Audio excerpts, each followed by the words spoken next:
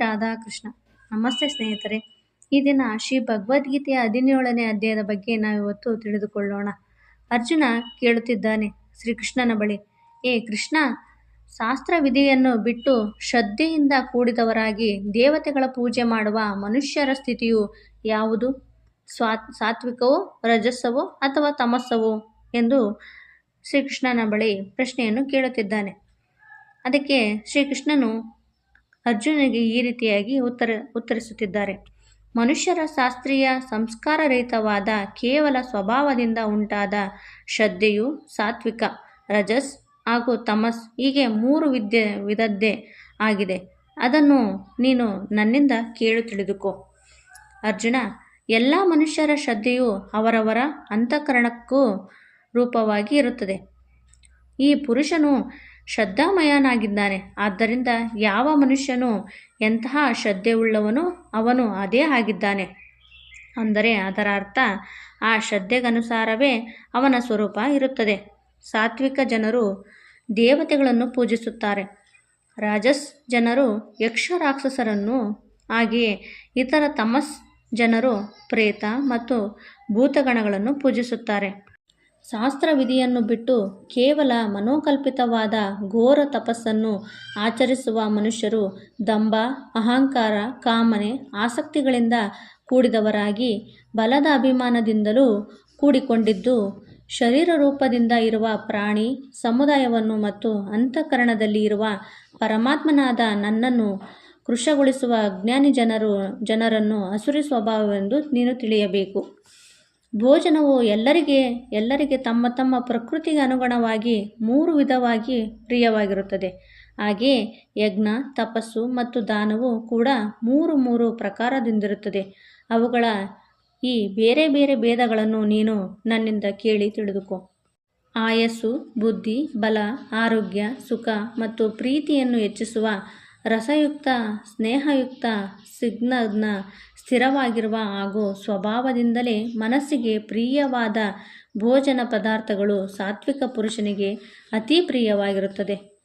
ಮತ್ತು ಕಹಿ, ಹುಳಿ, ಹೆಚ್ಚು ಉಪ್ಪಿನಿಂದ ಕೂಡಿದ, ಹೆಚ್ಚು ಬಿಸಿ, ಹೆಚ್ಚು ಖಾರ, ಉರಿದಿರುವ, ಉರಿವನ್ನುಂಟು ಮಾಡುವ, ದುಃಖ, ಚಿಂತೆ ಹಾಗೂ ರೋಗಗಳನ್ನುಂಟು ಮಾಡುವ ಭೋಜನ ಪದಾರ್ಥಗಳು ರಜಸ್ ಜನರಿಗೆ ಅತಿ ಪ್ರಿಯವಾಗಿರುತ್ತದೆ. ಅರ್ಧ ಬೆಂದಿರುವ, ರಸರಹಿತವಾದ, ದುರ್ಗಂಧಯುಕ್ತವಾದ, ಹಳಸಿದ, ಎಂಜಲಾದ ಹಾಗೂ ಅಪವಿತ್ರವೂ ಆದ ಭೋಜನವು ತಮಸ್ ಜನರಿಗೆ ಪ್ರಿಯವಾಗಿರುತ್ತದೆ.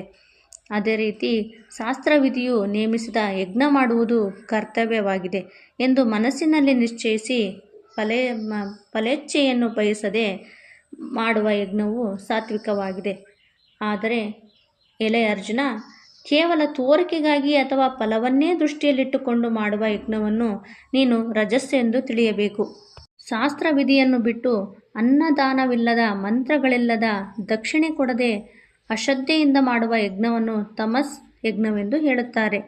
ದೇವತೆಗಳ, ಬ್ರಾಹ್ಮಣರ, ಗುರುಗಳ ಮತ್ತು ಜ್ಞಾನಿಗಳ ಪೂಜೆ ಮಾಡುವುದು ಪವಿತ್ರತೆ, ಸರಳತೆ, ಬ್ರಹ್ಮಚಾರ್ಯ, ಅಹಿಂಸೆ ಮತ್ತು ಇವು ಶಾರೀರಿಕ ತಪಸ್ಸು ಎಂದು ಹೇಳಲಾಗುತ್ತದೆ.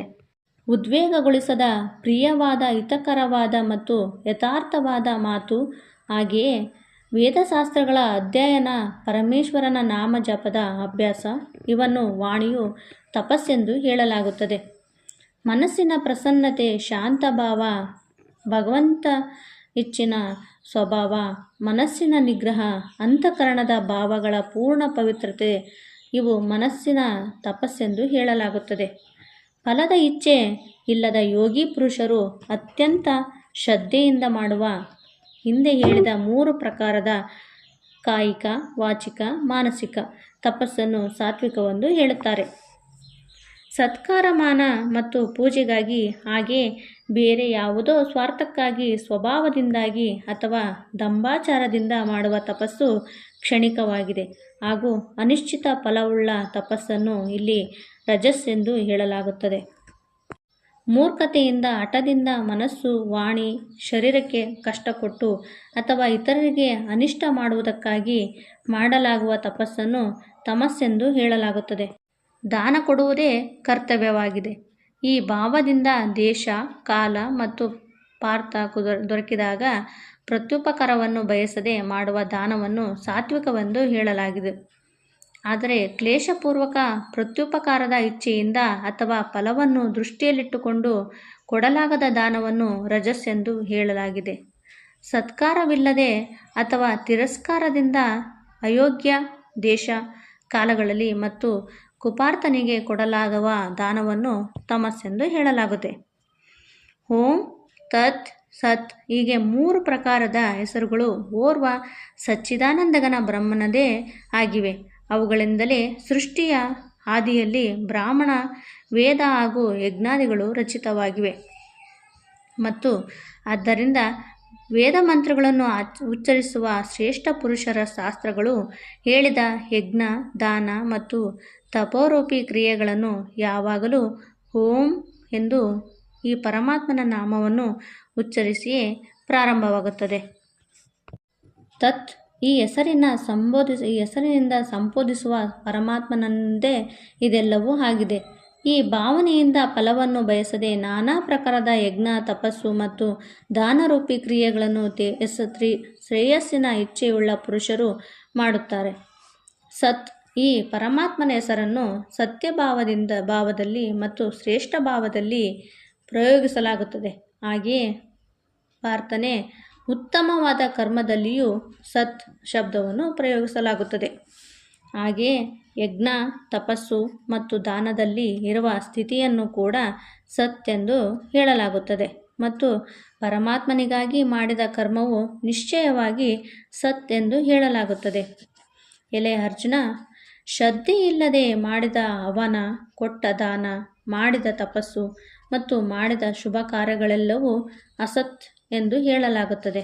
ಆದ್ದರಿಂದ ಅದು ಈ ಲೋಕದಲ್ಲಾಗಲಿ ಪರಲೋಕದಲ್ಲಾಗಲಿ ಲಾಭದಾಯಕವಾಗುವುದಿಲ್ಲ. Thank you.